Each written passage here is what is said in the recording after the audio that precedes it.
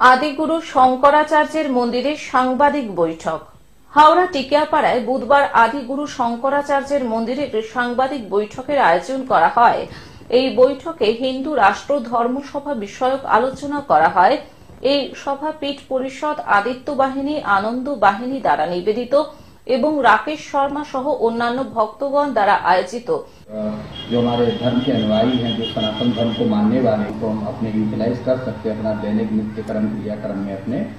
मैं मीडिया कर्मी बंधुओं के माध्यम से सभी से फिर बार आग्रह कर रहा हूँ कि 16 जनवरी को सुबह 11:30 बजे मधुआ मैदान गोलाबारी के पास जो है उसमें श्रीमद जगत गुरु शंकराचार्य भगवान की हिंदू राष्ट्र धर्म सभा है, उसमें आप लोग आइए और आप सभी का स्वागत है। धन्यवाद। 16 জানুয়ারি 2024 এই বিশেষ সভার সম্পর্কে আলোচনা করা হয়। আগেকার দিনে যারা হচ্ছে সত্যদেবতা দাপর যুগে যে পরপর যে যুগে তখনকার দিনে মানুষরা কিরকম ছিল, তো আজকের দিনে সেই মানুষরা তো এক নয়। আগেকার দিনে 500 বছর আগে ফ্যাশন কি ছিল, এখনকার ফ্যাশন পরিবর্তন হয়েছে, সময় লাগবে কিন্তু হবে। আজকে আপনাদের মাধ্যমে আমরা যদি 500 লোককে বলতে পারি, তখনকার দিনে 500 লোক না 50 জনকে বলতে গেলে 50টা চিঠি করতে হতো। এখন আর এনভেলপ, পোস্টকার্ড, চিঠি বন্ধ, সব এখন ইমেল, হোয়াটসঅ্যাপ। এখন একজন আরেকজনের বাড়িতে নিমন্ত্রণ করতে গেলে মেসেজ করে যাচ্ছে।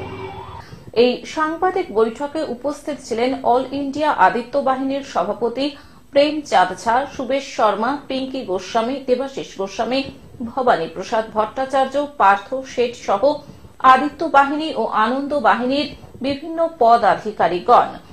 जितने भी प्रोग्राम कहीं भी होता है उसमें हम लोगों का शुभकामना है।